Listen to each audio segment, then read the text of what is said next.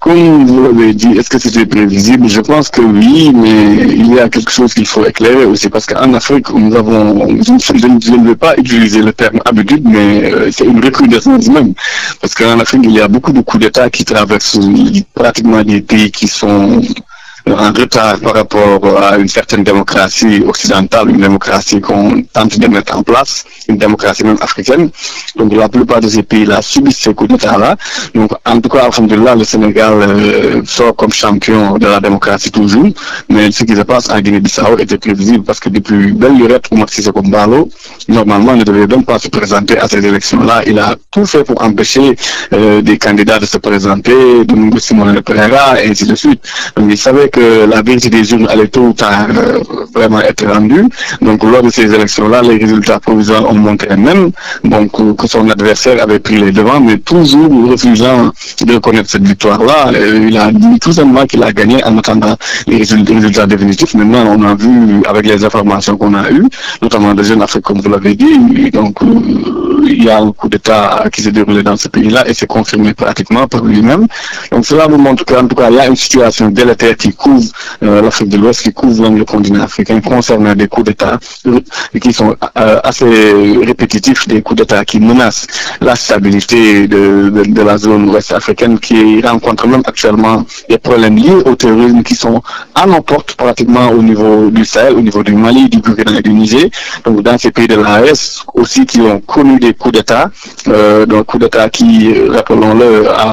selon les dirigeants maliens, veulent mettre en place tout simplement un système sécuritaire qui va empêcher vraiment le prolongement de ces groupes terroristes-là à vouloir déstabiliser les pays de l'AES, mais n'empêche, nous savons qu'il faut aller dans des régimes démocratiques. Je pense que c'est la démocratie qui peut organiser nos États et qui peut permettre vraiment de renforcer les liens entre États partenaires pour empêcher les États de fléau. Maintenant, le cas guinéen était prévisible. Les bruits de bottes se sont fait entendre depuis quelque temps, mais il n'y a pas eu de réaction de l'organisation continentale. Il n'y a pas eu de réaction de l'organisation sous-régionale. Je veux dire, avant même ces élections-là, parce que, quoi qu'on puisse dire, c'est qu'il y a assez d'informations qui pouvaient permettre à ces organisations-là de mener des pourparlers ou des médiations pour permettre, en tout cas, d'aller vers une transition démocratique, une transition vraiment qui allait permettre à ce pays-là de ne pas connaître ce genre de situation. Coup d'état bi am fële ci Guinée-Bissau xëy na am nañu foog ni mbetteel la, mais analyse yu yàgg ci vraiment ci réew mi am nañu bëri xam nañ ni du mbetteel ndax depuis quelques années gis nañ ni Guinée-Bissau dafay traverser benn situation de crise, vraiment crise électorale boo xam ne ñëpp xamul nañu bu jëmee ci élection yi kii di Oumar Sissoko Embalo dafa ne woon sax daanaka moom du bokk, mais ñu dem ba ci biir gis ni finalement dafa mujj nekk candidat te ñu empêché yenn leader yoo xam ne dañoo bokk ci mel ay Dominique Simone Pereira comme nga xam ne ñëpp xam nañ ni kàngam la ci opposition bi. Maanaam Afrique dafa am benn tendance bu fi am boo xam ne dañuy gis ni opposition bi am na ay candidats potentiels yu mën a bokk, mais dañ leen di éliminer avant ñu dem ci élection yi. Maanaam léegi bourrage d'urne bi daan am depuis les années 90 xëy na yooyu dañ ko dépassé, mais léegi avant ñuy entamer processus bi dañuy éliminer ay adversaires te loolu gis nañ ko ci même dëkk bu mel ni Sénégal ak yeneen dëkk yu fi nekk. Donc loolu day wane ni rek donc Guinée-Bissau dafa nekkoon situation bu fragile te Oumar Sissoko Embalo ñëpp daan nañ ko prévenir, daan nañ waxtaan ak ñoom. Donc ni ko na organiser élection Guinée ñu ne def transition bu efficace bu démocratique, mais xëy na bon dafa amoon yeneen ambition tamit ñu ko jiital. Mais gannaaw loolee bi élection yi amee ñu gis adversaire am xaw ko jiitu. Bon d'après première tendance yi ba pare tamit li xaw a doy waar mooy confirmation tamit amagul ci organe bi nga xam ne moom mooy gérer élection yooyu, mais moom it dafa génn moo gagné élection yi. Gannaaw loolee nag nañ gis ni coup d'état dafa am tey te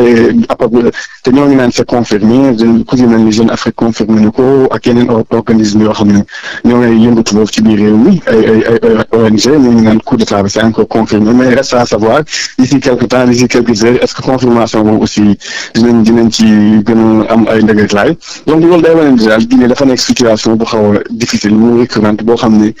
Afrique de l'Ouest daanaka moo ñuy traversé gannaaw problème yi nga xam ne am nañ ko lié au terrorisme. Gis nañ Sahel bi pays AES situation bi ñuy dund ñoom it coup d'état am na fa donc ñu mel ni Mali Niger ak Burkina ay régime militaire a fa nekk donc actuellement Guinée-Bissau gis nañ ni régime militaire moo fa nekk moo tax ñun Sénégal dañoo war a sant yàlla wax alhamdulilah ndax gis nañ ni suñu réew malgré difficulté yi fi jot a am yëpp dañuy organiser élection ki mën ki gagné jël nguur gi donc doxal après ñu dem ci yeneen élection yoo xam ne dina permettre ñu mën a continuer de départager les acteurs politiques en tout cas li ñu gën a mën a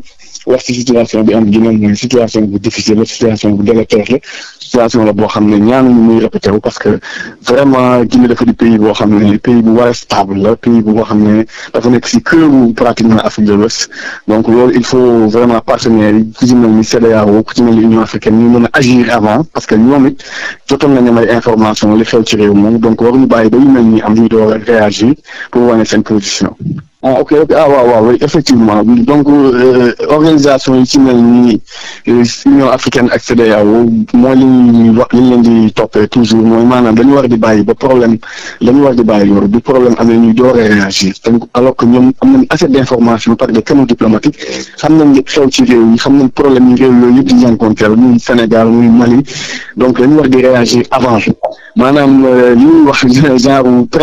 prévention la ñu war di def te loolu day permettre réew yooyu xëy na entente mën fa am entre l'opposition le pouvoir et la société civile mais bu ñu bàyyee ba crise am ba crise bi dugg ci yenn proportion yi ñu bëgg nag jub boobaa day nekk genre médecin après la mort moo tax il faut que ñu gën a mën a teg pression ci organisation continentale beeg sous-régionale bi pour seen réaction di gën a rapide